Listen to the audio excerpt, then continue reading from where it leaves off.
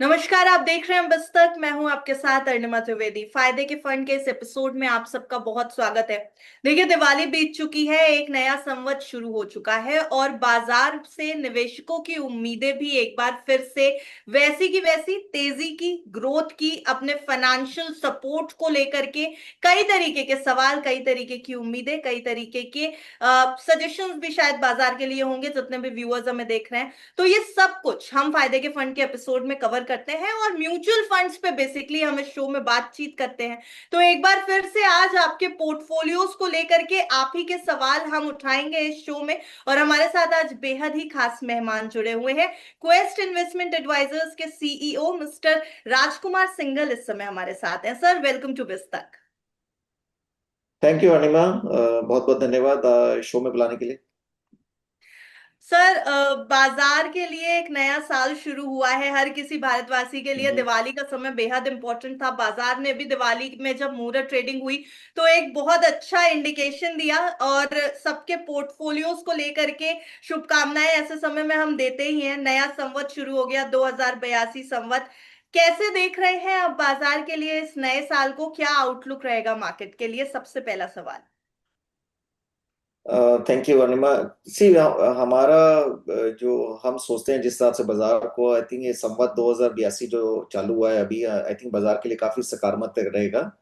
हम्म। आप देखिए, पिछले एक डेढ़ साल से बाजार में काफी कंसोलिडेशन चल रहा है।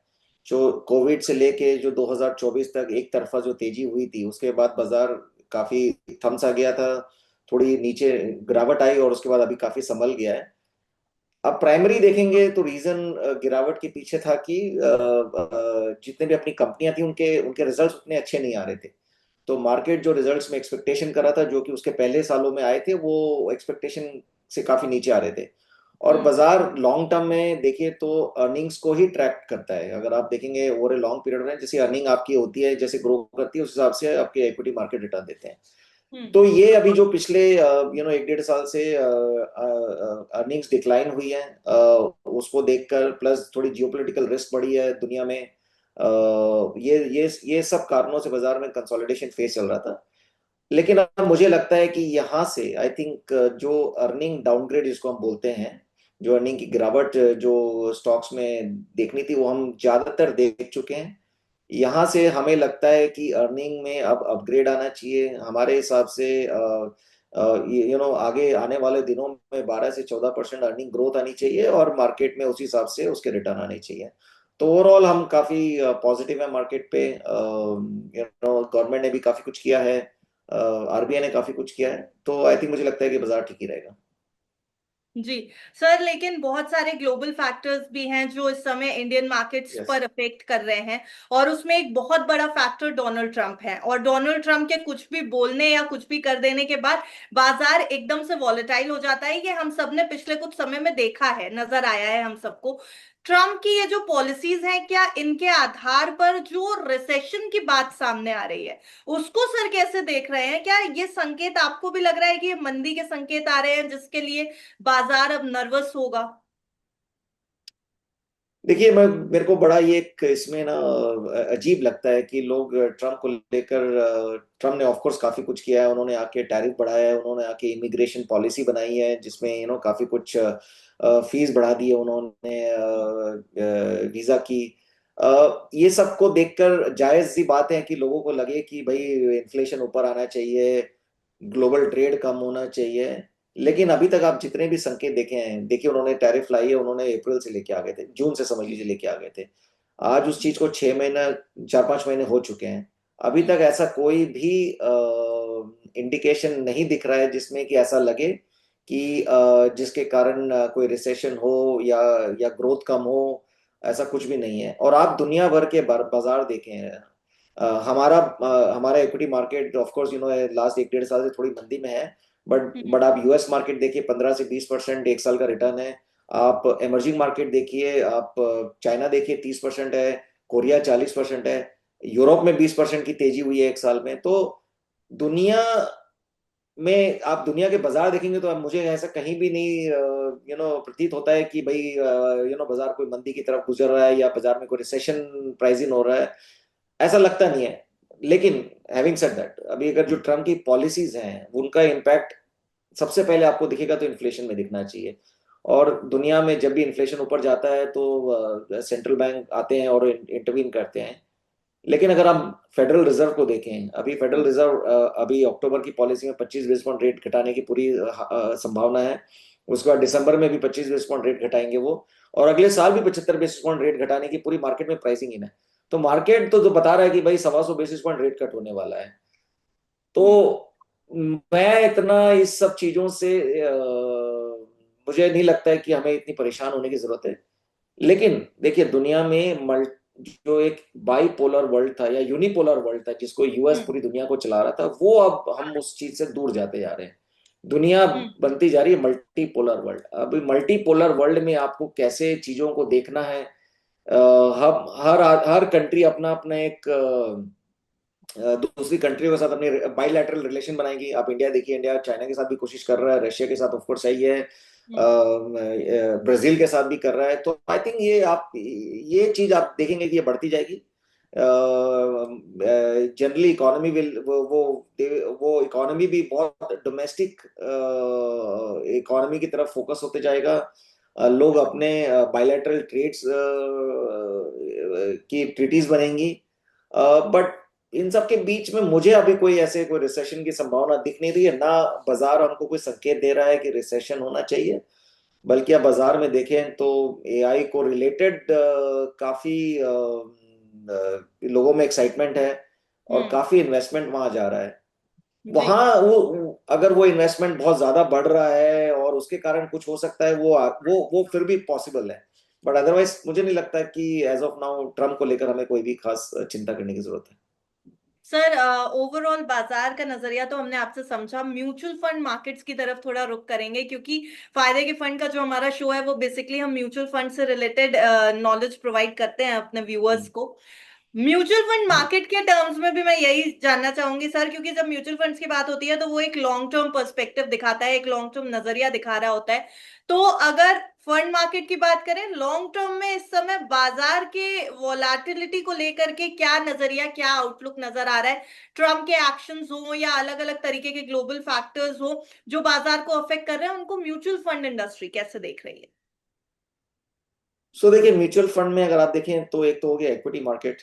और हम्म। म्यूचुअल फंड के भी कई भाग हैं। एक एक शेयर बाजार से रिलेटेड है विच इज इक्विटी फंड्स, एक डेट मार्केट से related which are debt funds. तो इक्विटी जो है बाय नेचर वॉलेटाइल प्रोडक्ट है।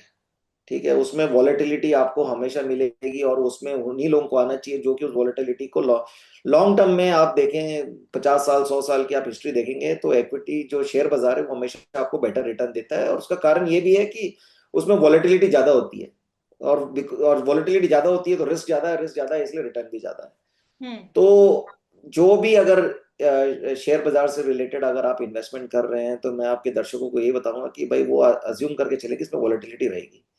लेकिन अगर आप, जैसे आपने बताया कि वो लॉन्ग टर्म के हिसाब से अगर सोचते हैं, लॉन्ग टर्म इन्वेस्टिंग के हिसाब से सोचते हैं, तो मुझे मुझे नहीं लगता उनको कि कोई भी चिंता करने की जरूरत नहीं है। हम भी जैसे हम अपना पीएमएस और एआईएफ बेचते हैं लोगों को, हम ये बोलते हैं कि भाई आप 3 साल के हिसाब से देखिए, आप इसको 6 महीने 1 साल के हिसाब से मत देखिए। अगर आपका बहुत शॉर्ट टर्म व्यू है तब मत आइए आप। अगर आपका 3 साल का होल्डिंग पीरियड है तो आप उसमें आइए। तो मुझे लगता है कि देखिए वॉलेटिलिटी रहेगी, और आपको कई तरीके हैं वॉलेटिलिटी कम करने के। आपको आप एसेट एलोकेशन कर सकते हैं वॉलेटिलिटी को कम करने के लिए। हम्म। डेट डेट प्रोडक्ट्स में, डेट म्यूचुअल फंड में वॉलेटिलिटी कम होती है। तो आप यू कैन अपने पोर्टफोलियो में आप एक पार्ट इक्विटी का रखिए, एक पार्ट आप डेट का रखिए, और दोनों मिला के ओवरऑल वॉलेटिलिटी कम हो जाएगी, आपकी एक फिक्स्ड इनकम हो जाएगी, बिकॉज वो debt is usually fixed income return. तो कई तरीके हैं वॉलेटिलिटी कम करने के। लेकिन अगर आप बाजार में हैं तो आप वॉलेटिलिटी के लिए तैयार रहें। लेकिन आप अगर हिस्ट्री देखेंगे, तो हमने बहुत सारी वॉलेटिलिटी वाले पीरियड निकाल चुके हैं। कोविड एक भयंकर वॉलेटिलिटी आई थी, लेकिन उसके बाद देखिए 6 महीने में बाजार वापस ऊपर आ गया था। फाइनेंशियल क्राइसिस हुई, उसके एक डेढ़ दो सालों में बाजार ऊपर आ गया था। तो हम्म। ज्यादातर अगर आप रिस्क लेते हैं तो आपको रिटर्न मिलना चाहिए, ऐसा मेरा मानना है। जी सर, क्वेस्ट इन्वेस्टमेंट एडवाइजर्स जो है म्यूचुअल फंड इंडस्ट्री में जाना माना नाम है। बेसिकली हमारे व्यूअर्स को हम आपके जरिए ये बताना चाहेंगे कि इन्वेस्टमेंट फिलॉसफी क्वेस्ट की है क्या, बाकी फंड हाउसेस से किस तरीके से अलग है, अगर आप इस पे थोड़ी सी रोशनी डाल सकें। बिल्कुल। तो पहली बात तो मैं थोड़ा क्लैरिफिकेशन कर देता हूँ कि Quest investment is not a, we are not a mutual fund. हम लोग म्यूचुअल फंड नहीं है। हम लोग पोर्टफोलियो पीएमएस और एआईएफ रन करते हैं। पीएमएस पोर्टफोलियो मैनेजमेंट स्कीम्स होती हैं, एआईएफ अल्टरनेट इन्वेस्टमेंट फंड होते हैं। हम वो मैनेज करते हैं, तो हम लोग म्यूचुअल फंड नहीं है। हमारी फिलोसफी एक्चुअली हमारे नाम में ही छुपी हुई है। जो जो एक शब्द है क्वेस्ट, जो क्वेस्ट है उसमें उसमें हमारी पूरी फिलोसफी दर्शाई जाती है। सबसे पहले अभी हम लोग आजकल हम लोग क्वेस्ट में इक्विटी मार्केट में ही इन्वेस्ट करते हैं, तो हमारे इक्विटी ओरिएंटेड फंड्स होते हैं। सो हम्म। सबसे पहले जो हम देखते हैं कोई कंपनी का शेयर खरीदने के पहले कि भाई ये quality of the management and the quality of the company कैसी है। So Q stand for quality of the management, quality of the company. हमारा अगर पैरामीटर क्वालिटी में काफी हाई है, अगर वो हमारे पैरामीटर में मैच नहीं करता, तो हम उस कंपनी को नहीं देखेंगे। हम्म। दूसरा, you stand for understanding of the business, यानी हमें वो बिजनेस समझ में आना चाहिए। आजकल कई तरीके के बिजनेस हो गए हैं, थोड़े कॉम्प्लिकेटेड बिजनेस भी होते हैं। बिजनेस बहुत अच्छे होंगे, लेकिन अगर हमको समझ में नहीं आएगा तो हम उस कंपनी को हाथ नहीं लगाएंगे। ई स्टैंड्स फॉर अर्निंग पोटेंशियल, तो ये सबसे बड़ा फैक्टर होता है कोई भी कंपनी को में इन्वेस्ट करने के लिए। हमें दिखना चाहिए इस कंपनी का आगे जाके अर्निंग प्रोफाइल क्या है। बिकॉज जैसे मैंने आपको शुरुआत में बताया कि कोई भी कंपनी का स्टॉक का रिटर्न लॉन्ग टर्म में उसके अर्निंग के हिसाब से ही आता है। तो हम देखते हैं इस कंपनी का अर्निंग का रिटर्न आगे जाके कम से कम 15-20% हो, और जनरल इंडेक्स से ज्यादा हो, या हम्म। ये कंपनी अभी तक बहुत उतना अच्छा नहीं कर रही है, लेकिन अब एक इन्फ्लेक्शन पॉइंट आया है जिसमें ये या तो उस कंपनी में सुधार हुआ है, या उसके बिजनेस में या उसके इंडस्ट्री में सुधार हुआ है, जिसके कारण एक अर्निंग इन्फ्लेक्शन पॉइंट आएगा। तो वो हम देखते हैं। ऐसे हमारे लिए हम इसको दो तरीके से देखते हैं। एक तो है ये, हम लोग जाने जाते हैं sector rotation as a strategy के लिए। हम्म। तो वी हमारा मानना है कि जितनी भी कंपनियां हैं, जितने भी बिजनेसेस है, वो एक हर एक साइकिल से गुजरते हैं। चाहे वो हम्म। फाइनेंशियल मार्केट हो, चाहे वो सीमेंट हो, चाहे वो स्टील हो, सब एक साइकिल से गुजरते हैं। So we look at sector first and then we go deep dive in. हम लोग फिर उसके हिसाब से कंपनी को चुनते हैं। और last but the not the least, जो टी है, T stand for time in the market and timing the market. Hmm. तो हम दोनों दोनों चीजें करते हैं। एक तो हम कोई भी स्टॉक को महंगा नहीं खरीदना चाहते हैं भाई। हम हमारे वैल्यूएशन पैरामीटर में अगर वो फिट होता है तो हम तब खरीदते हैं। दूसरा, हम अगर हमने कोई इन्वेस्ट किया है कोई कंपनी को, तो हम उसको जल्दी से, जब तक उसका पूरा पोटेंशियल ना हो जाए, तब तक हम उसको बेचते नहीं है। सो इन शॉर्ट, हम लोग इस क्वेस्ट स्ट्रेटेजी को एक agile with growth and patient with value भी कहते हैं। बेसिकली कि भाई अगर हमें हमें फर्क नहीं पड़ता है ये ग्रोथ स्टॉक है या वैल्यू स्टॉक है, हमें उसमें अच्छे रिटर्न बनने चाहिए। तो हम हमारे हमारे पोर्टफोलियो में आप देखेंगे ग्रोथ स्टॉक भी है हमारा। हमारे पोर्टफोलियो आप देखेंगे तो हमारा टॉप टॉप होल्डिंग में जोमेटो आता है, और हमारे हम्म। वैल्यू स्टॉक्स भी हैं। बट उस वैल्यू स्टॉक में हम इन्वेस्ट जब करते हैं जब हमें वैल्यू नजर आती है, और हम उसमें जब तक रहते हैं जब तक हमारी पूरी वैल्यू डिस्कवर ना हो जाए। तो ये हमारी फिलॉसफी है, और इसी फिलॉसफी से हम आज हमें पोर्टफोलियो मैनेजमेंट करते हुए 18 साल हो गए। 2007 में पहली बार हमने पीएमएस लॉन्च किया था, और 2025 हो गया। तो 18 साल का हमारा फंड मैनेजमेंट का एक्सपीरियंस है, और कंपनी को 30 साल के ऊपर हो चुके हैं। जी सर, पोर्टफोलियो से रिलेटेड अब एक सवाल जरूर आपसे बनता है कि बिल्कुल। डाइवर्सिफिकेशन की बात बहुत की जाती है जब हम बात करते हैं एक बेहतर पोर्टफोलियो कैसा होना चाहिए। तो एक सजेशन जो ज्यादातर हमारे सामने आता है वो यही होता है कि आप अपने पोर्टफोलियो को बहुत डाइवर्सिफाइड रखिए, एक तरफ कंसंट्रेशन नहीं होना चाहिए, सिर्फ एक तरफ। किस तरीके से बनाए वो डाइवर्सिफाइड पोर्टफोलियो, एक बेहतर डाइवर्सिफाइड पोर्टफोलियो में किस तरह के फंड्स होने जरूरी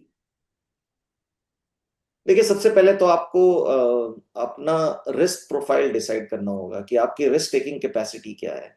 है। एंड जो आप डाइवर्सिफिकेशन अपना पोर्टफोलियो में करना चाहते हैं, वो रिफ्लेक्ट करेगा कि आप कितना रिस्क लेना चाहते हैं।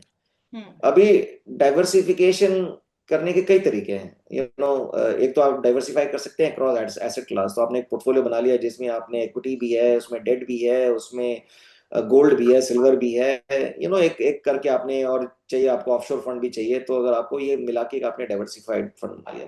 दूसरा, आप स्टाइल का भी डाइवर्सिफिकेशन होता है। मान लो विद इन इक्विटी फंड्स, आप आपको ग्रोथ वाले ज्यादा चाहिए, आपको वैल्यू चाहिए, आपको मिक्स चाहिए, वो एक डाइवर्सिफिकेशन हो गया। और एक और डाइवर्सिफिकेशन का तरीका होता है कि आप ड्यूरेशन का भी डाइवर्सिफिकेशन होता है, वो ज्यादातर डेट फंड में होता है कि आप शॉर्ट टर्म फंड ले रहे हैं, आप लॉन्ग टर्म फंड ले रहे हैं, तो उस हिसाब से आप एक उस हिसाब से डाइवर्सिफिकेशन करते हैं। तो हम्म। आप अगर देखेंगे, ये जो बैलेंस एडवांटेज फंड होते हैं, ये मल्टी एसेट फंड होता है, ये सब there are largely diversified funds है। अभी बैलेंस एडवांटेज फंड में आपका डेट भी है, इक्विटी भी है, और वो मार्केट के हिसाब से थोड़ी इक्विटी पोजीशन को उन लोग चेंज करते रहते हैं। और multi asset fund as it called, उसमें आपके पास इक्विटी, डेट और गोल्ड इन्वेस्टमेंट होता है। तो आई हम्म। थिंक ये आप अगर आप बहुत रिस्क आपको अच्छा लगता है, तो आपका पोर्टफोलियो पूरा इक्विटी भी हो सकता है। और आपको अगर रिस्क कम करना है, तो आप उसमें थोड़े डेट फंड्स डाल दीजिए, और गोल्ड एंड सिल्वर डाल दीजिए। जी सर, अभी फिलहाल मार्केट जितना वॉलेटाइल है उस हिसाब से डेट फंड्स कितने अट्रैक्टिव लग रहे हैं? इक्विटी से ज्यादा बेहतर आपको डेट फंड्स नजर आ रहे हैं क्या इस समय?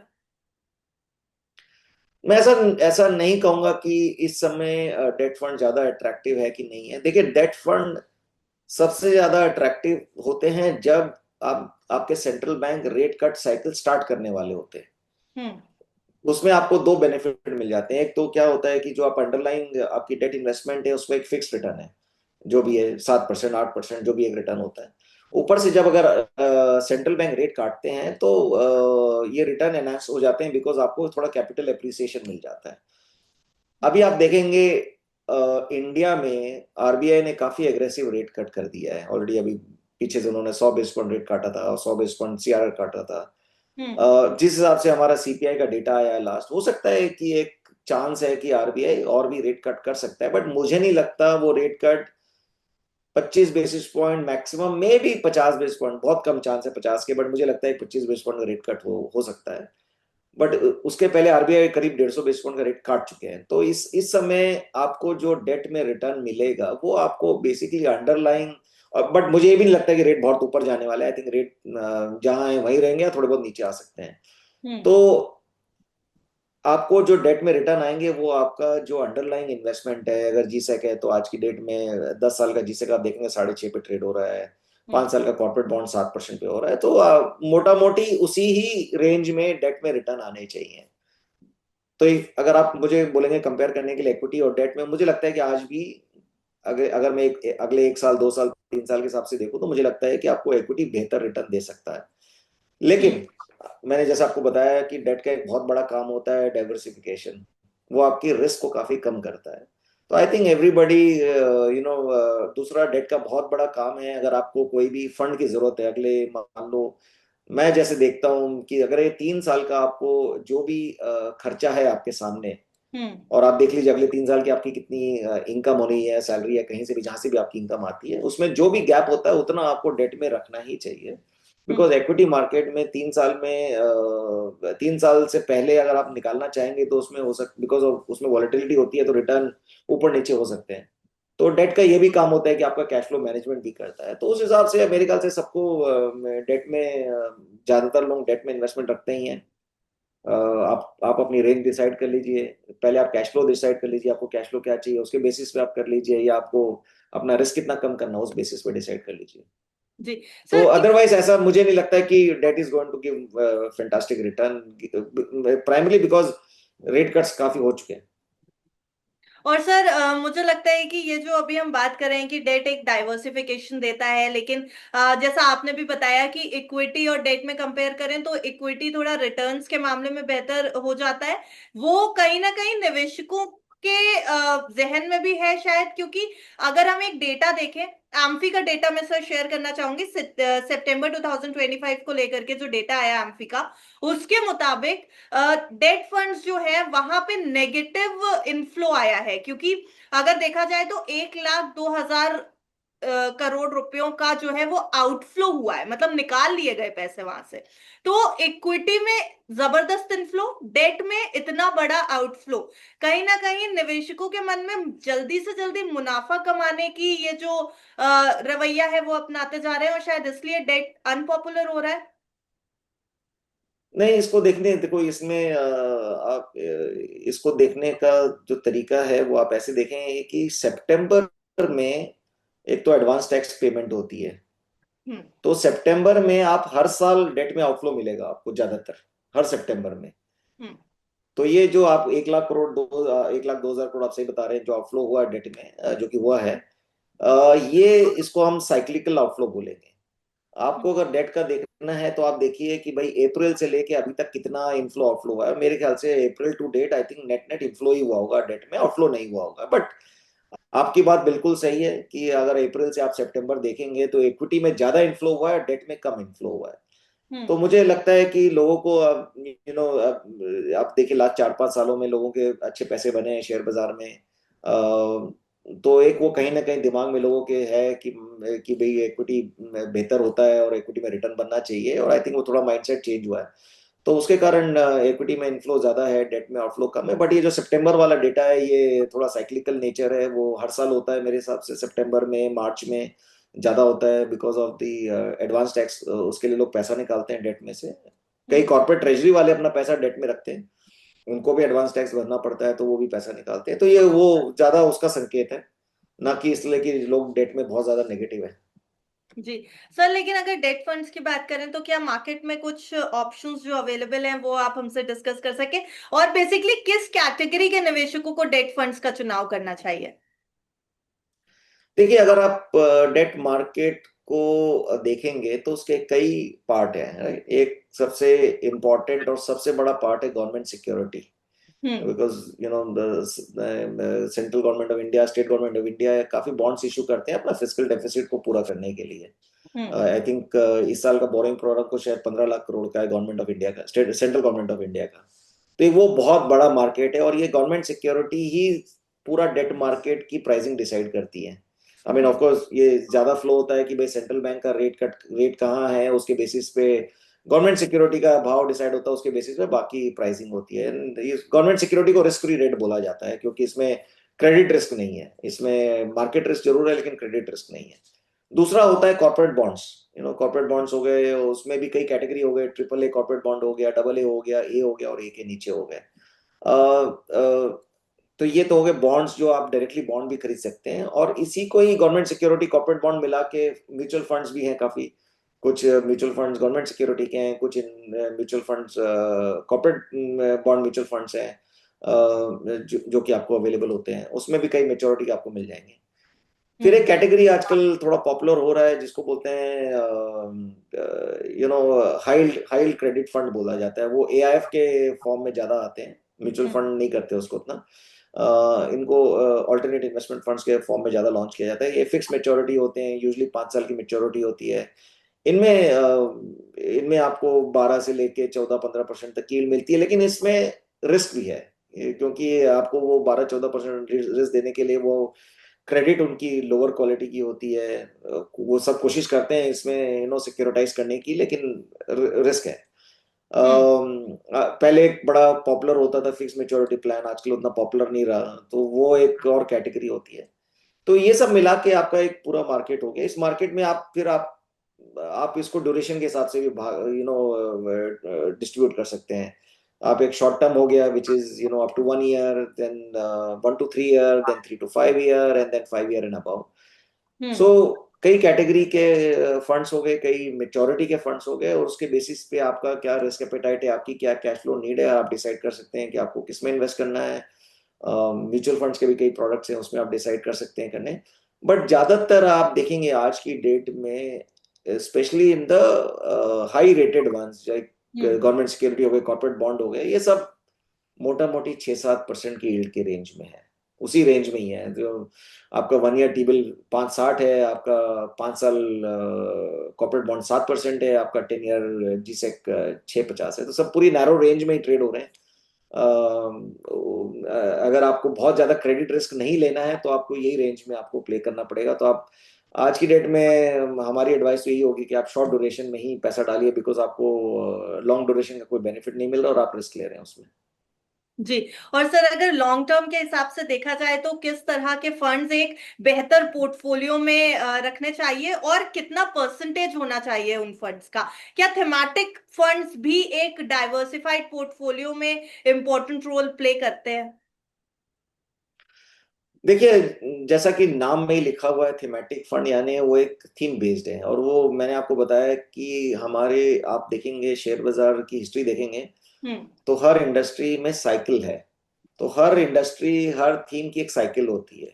अब आपने अगर थीमेटिक फंड खरीद लिया लॉन्ग टर्म, तो आप थीमेटिक फंड को लॉन्ग टर्म के हिसाब से नहीं खरीद सकते। हम्म। आपको आज की थीम चल रही है तो आपने वो थीम थीमेटिक फंड खरीद लिया, उसमें हो सकता है आपको रिटर्न मिल जाए, देन वो एक काफी इन्वॉल्व होने की बात है कि भाई आपको वो थीम पता होनी चाहिए, आपको पता होना चाहिए कब घुसना है, आपको पता होना चाहिए कब निकलना है। तो मैं एडवाइस नहीं करता हूँ जनरली लोगों को फॉर लॉन्ग टर्म बेसिस में थीमेटिक फंड खरीदने का। हम्म। आप डाइवर्सिफाइड आपको खरीदना है तो आप ब्रॉडर फंड खरीद सकते हैं, जो कि चाहे वो लार्ज कैप को ट्रैक करता हो, चाहे वो मिड कैप को ट्रैक करता हो, चाहे वो स्मॉल कैप को ट्रैक करता हो। या हम्म। आप मिक्स ऑफ ऑल थ्री ले सकते हैं कि जो कि कुछ पार्ट आप मैं अभी एक्विटी एक्विटी की बात कर रहा हूँ सिर्फ। कुछ जी। आप लार्ज कैप में डालिए, कुछ आप मिड कैप में डालिए, कुछ आप स्मॉल कैप में डालिए, बिकॉज ये भी सब साइकिल से गुजरते हैं और आपको लॉन्ग टर्म में आपको ठीक ठाक रिटर्न मिल जाएंगे। हम्म। रही बात, अगर आपको डेट वगैरह, अगर उसमें एसेट एलोकेशन देखना है आपको, और हम्म। एसेट एलोकेशन मेरे हिसाब से सबसे ज्यादा इंपॉर्टेंट होता है कि हम्म। कितना आपको इक्विटी करना है, कितना आपको डेट करना है, कितना आपको कमोडिटीज करना है, which is usually gold and silver. तो आप वो अपने रिस्क प्रोफाइल के हिसाब से, अपने कैश फ्लो के हिसाब से डिसाइड कर सकते हैं। बट ज्यादातर जो मैंने देखा है, लोग 20-30% डेट में रखते हैं। एक तो थोड़ी सी वॉलेटिलिटी कम कर देता है पोर्टफोलियो की, दूसरा आपके कैश फ्लो में भी काम आता है। हम्म। एंड समझ लिए 20-30 यहाँ हो गया, 60% के हिसाब से इक्विटी हो गया, और 10-1% लोग गोल्ड वगैरह में और कमोडिटी वगैरह या थीम। 10% है जो आप गोल्ड में रखिए, सिल्वर में रखिए, हम्म। कभी थीमेटिक कर लिया, वो आपने 10% पोर्टफोलियो कर लिया। बट ज्यादातर मेरे हिसाब से 60-65 in equity, about 20-30 in debt, and the balance in rest of the portfolio, which is gold, silver or thematic, is what generally I have seen. But ये एज आई सेड, मैंने जो आपको जैसा बताया कि ये डिपेंड करता है आपके खुद के रिस्क एपेटाइट पे, आपकी कैश फ्लो नीड्स हम्म। पे।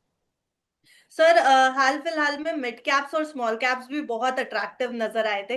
तो अगर आपने जैसे इक्विटी में बताया कि कुछ लार्ज कैप में पोर्शन होना चाहिए, मिड कैप और हम्म। स्मॉल कैप को भी इग्नोर नहीं करना चाहिए, इक्विटी की अगर बात करें फंड्स की, तो लार्ज कैप में क्या हमेशा ज्यादा परसेंटेज ऑफ अमाउंट रखना बेहतर होता है, या मिड कैप और स्मॉल कैप में भी आप बढ़ा सकते हैं अपना इन्वेस्टमेंट?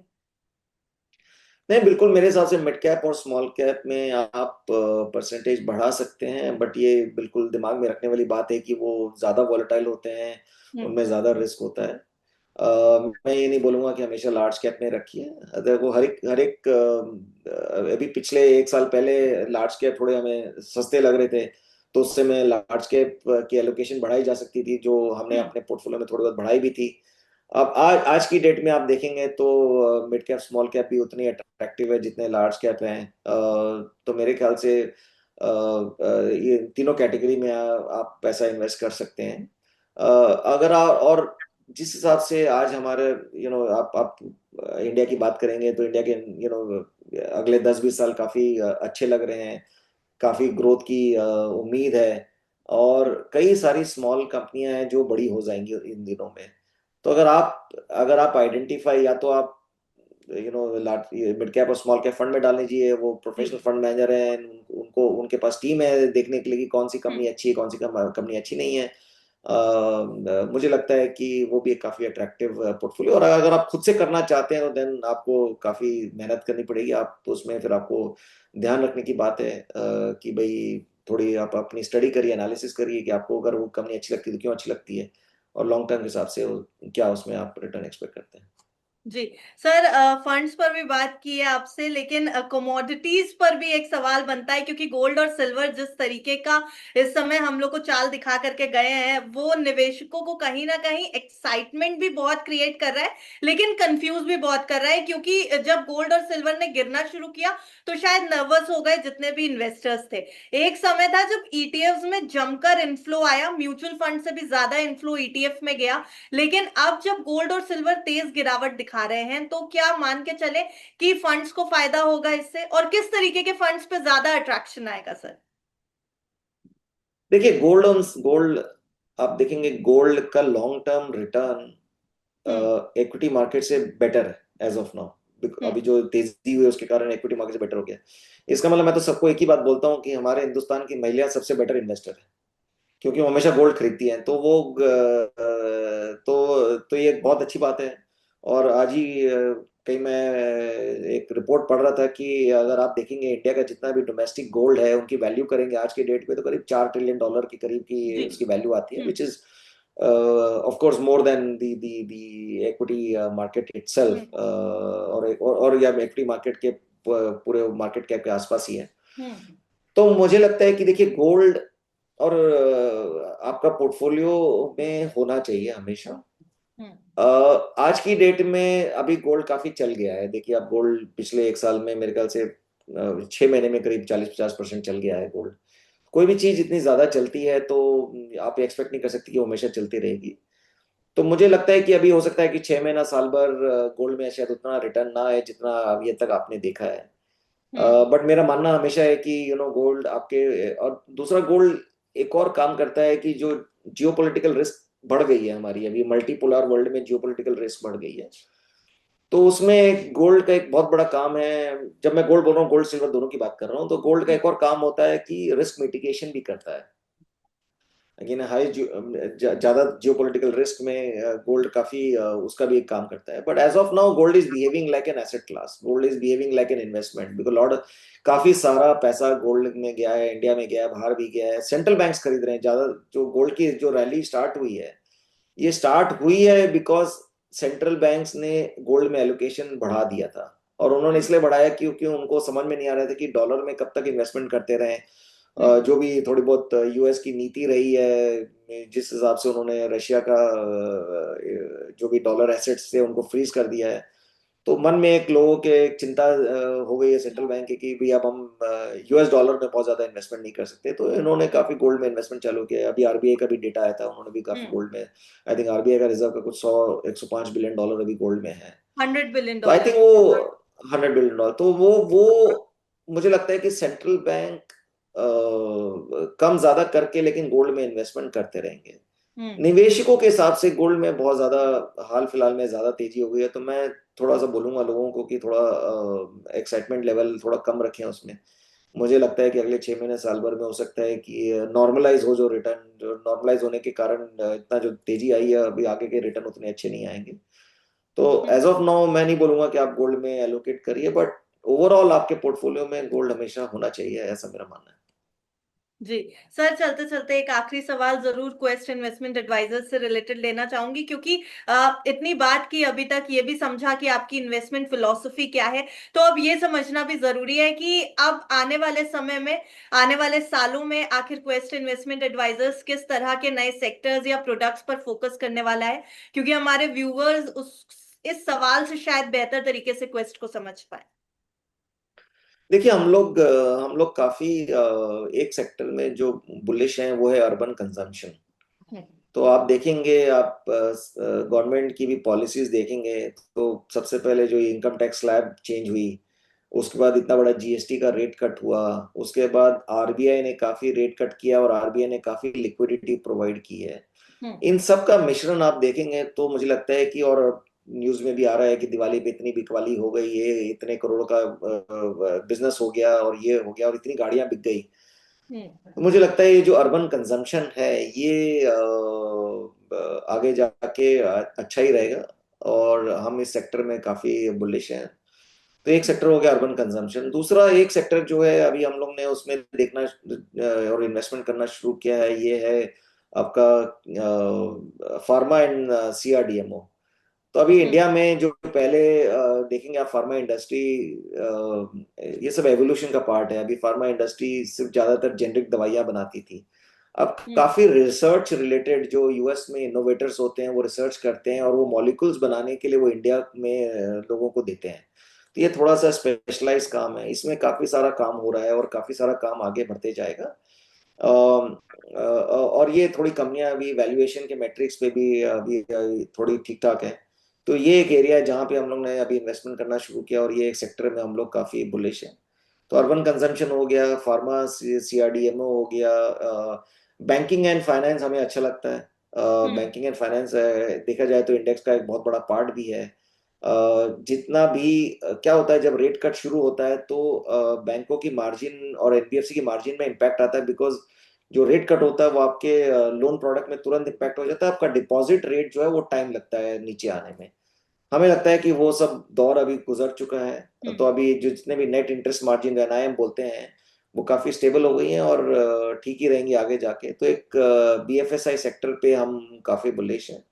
तो अब ये तीन सेक्टर में हम लोग वी आर रीजनेबली बुलिश, और हमें लगता है कि इनमें डिसेंट रिटर्न आना चाहिए। जी sir, thank you so much. आप हमारे साथ जो आज डेट फंड्स पे बेसिकली एक हमने कोशिश की है कि हमारे जितने भी व्यूअर्स हैं थोड़ा बेहतर तरीके से इस कैटेगरी ऑफ फंड को समझ सके, और साथ ही साथ बाजार को आपके से समझने का मौका मिला है। जितने भी व्यूअर्स हमें देखेंगे मुझे लगता है काफी एनलाइटन एपिसोड होगा ये सब। Thank you so much sir. Thank you Anima, बहुत बहुत शुक्रिया आपको मुझे इस प्लेटफॉर्म पे बुलाने का और बातचीत करने का। I've also enjoyed the conversation. So thanks a lot and all the best to your viewers and to you all. Thank you.